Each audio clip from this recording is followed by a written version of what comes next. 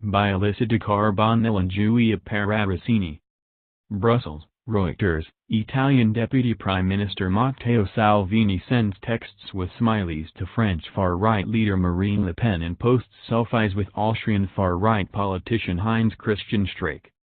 The face of the leader of Italy's far-right League party is beamed onto big screens at right-wing rallies from Prague to Sofia. Buoyed by his own success and voter fatigue with mainstream parties, Salvini is trying to build bridges before elections on May 26 to the European Parliament, the European Union's legislature. With the two biggest political blocs expected to lose their combined majority, he and other far-right leaders hope to form an opposition, Eurosceptic alliance with enough seats in the assembly to block or hold up legislation. Our idea is to come together, into a new party that better reflects the Eurosceptical views that unite us, Salvini's foreign affairs advisor Marco Zanni told Reuters. Now is our chance to unite forces once and for all. But when Salvini starts his campaign for the elections on Monday in Milan, representatives of only three, relatively small far-right European parties will be present. Le Pen will not be there. Nor will representatives of Jarosław Kaczynski's Law and Justice Party, PiS, which governs Poland.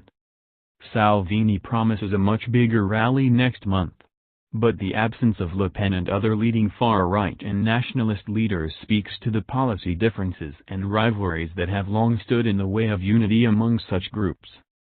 Far-right leaders share the broad ideological goals of curbing the EU's perceived liberal course and returning power to the member states' capitals.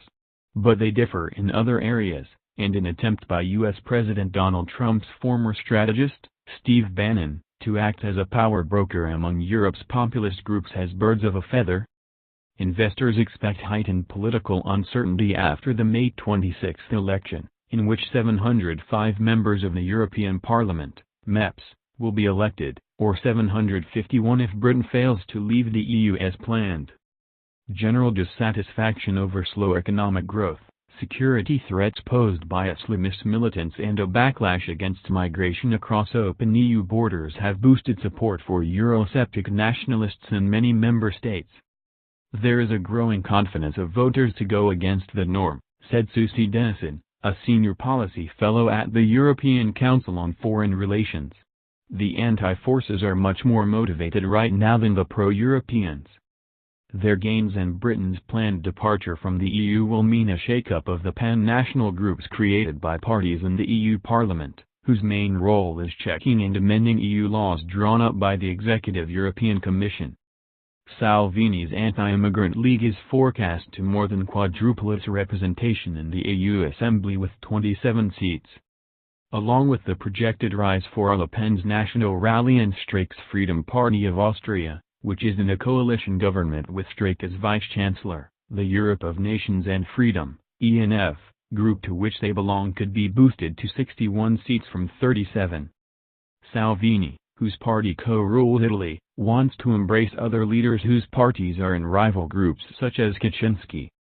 The two held a meeting in Warsaw in January, and Hungarian Prime Minister Viktor Orbán hailed the prospect of them forming an alliance as one of the greatest developments of this year. Forming one big political group can also unlock funds and opportunities for patronage. They're going to get much more resources if they're able to sit together, said Cass Mudd, an expert on the far right at the University of But policy differences make it likely that parties critical of the EU will remain divided into at least two groupings, one centered around Salvini and the other around Kaczynski. Salvini admires Russian President Vladimir Putin, Kaczynski vilifies him. Both are anti-immigration but at odds over how to handle it. Italy is net giver to the EU budget, Poland is a net receiver. Their views on the economy do not align.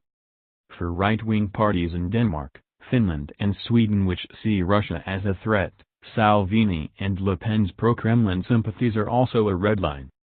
It is a crucial aspect for many countries, Sweden Democrat leader Jimmy Åkesson told Reuters. It will not succeed, there will be no such group. Many parties competing at the national level will also find it difficult to sit together. Orbán has chosen to remain with the parliament's biggest political grouping despite being suspended from it last month. For all his praise of coalition building among Eurosceptics, being in a group with Europe's power brokers confers a mainstream respectability that other populists lack. Some hope that will change after the election.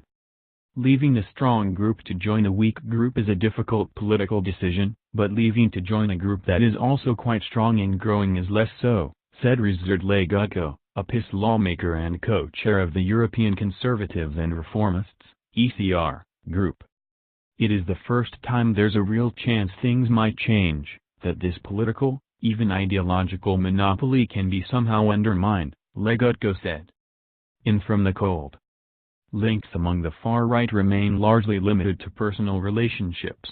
When leaders who have long been isolated at home and lack influence abroad attend each other's rallies, it is about showing they are not marginal. It is about validating one another, said Duncan MacDonnell, professor of politics in the School of Government and International Relations at Griffith University. But he said the far right increasingly saw itself as part of a new wave. The Alternative for Germany, AfD, could win many more seats in the next European Parliament, opinion polls show, and might throw its hat in with Salvini's ENF group. The polls show the Forum for Democracy, FVD, in the Netherlands, led by Thierry Baudet, could win 4 new seats in the EU Assembly, and it has said it will join Poland's PiS in the ECR. Spanish newcomer Vox has become the darling of Eurosceptic groups following its success in a regional election last December in Spain, which until then had been resistant to the populist currents sweeping Europe. Vox is now being courted by Poland's PiS and Salvini's League. But looking ahead to the next European Parliament, where polls suggest Vox will win about 5 seats, up from none today, Vox leader Santiago Abascal told Reuters, "It may be that we'll be alone." Vox has capitalized on domestic tensions over Catalan separatism. It regards Catalonia as an integral part of Spain, but some other far-right parties do not share its view. Their support of the separatists' coup d'état by Catalonia is an enormous barrier to cooperation, he said. Even if parties are not the same group, Zanni of Salvini's League says there will be greater cooperation to try to influence or thwart EU policy. The risk is longer-term paralysis, Dennison said, that over time will erode the idea of EU as an effective actor. But European Parliament strategists say younger right-wing political groups have shown far weaker party discipline. The Eurosceptics are a wing of many feathers, and I'm not sure it will beat effectively, said one senior official in the European People's Party, the main center-right group. Additional reporting by Johanna Lander in Stockholm, Belén Carreno and Ingrid Melander in Madrid, Joanna Plusinska and Justina Polak in Warsaw, Robert Muller in Prague, Simon Carrot in Paris and Crispian Baumer in Rome, writing by Alyssa de Carbonell, editing by Timothy Heritage.